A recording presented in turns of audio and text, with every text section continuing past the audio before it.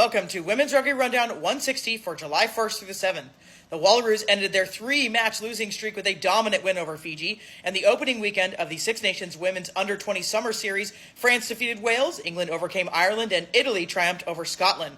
Brazil reached an all-time high of 39th in the World Rugby rankings with their first ever win over Colombia and qualification for the 2025 Rugby World Cup.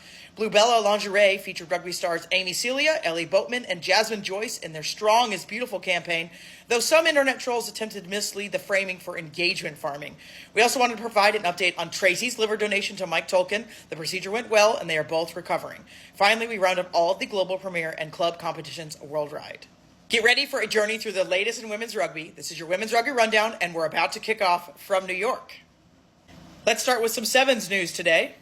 The drip of teams for the Women's Rugby Sevens Paris 2024 Olympics continue. We see rosters for Japan, Brazil, Fiji, and Australia last week.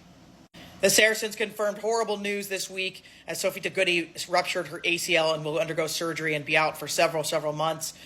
She'll be out of the Paris Olympics and, of course, any of the WXV and all of that as well. Wishing the best for Sophie and her family. Bluebella lingerie featured rugby stars Amy Celia, Ellie Boatman, and Jasmine Joyce in their Strong is Beautiful campaign last week. It hit the internet. There were lots of comments. Our take is that women will be strong, they'll be beautiful, and when men do this, nobody cares. Let's move on. Tracy, a beloved part of the YSC rugby family, was able to donate a portion of her liver to Mike Tolkien last week.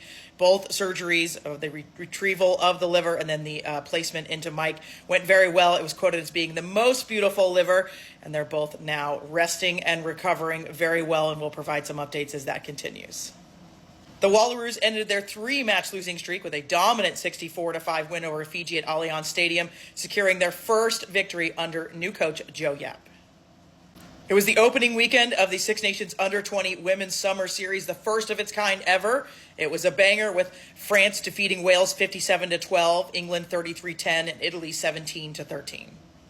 Brazil reached an all-time high of 39th in the World Rugby rankings after beating Colombia last week to qualify for the 2025 Rugby World Cup. And lastly, we'll catch you up on all the Premier and club news. There's not a lot this week as a lot of teams were off for the holidays. The EP Queens secured their first win of the South Africa Premier Division, while the Sanlam Bolin Dames and DHL Western Province recorded good victories in round 11. Of course, Bulls Davies still at the top of the table. Brazil's 15s competition will see the semifinals this weekend as they move closer to their championship. Rio de Janeiro will face off against Sao Paulo Valley, and Midwest versus Sao Paulo Capital. The WPL's halfway mark sees All Blues leading by point differential, with Colorado Grey Wolves chasing New York and Life West in third and fourth, and Beantown, Chicago, North Shore, and Twin Cities Amazons rounding out the bottom.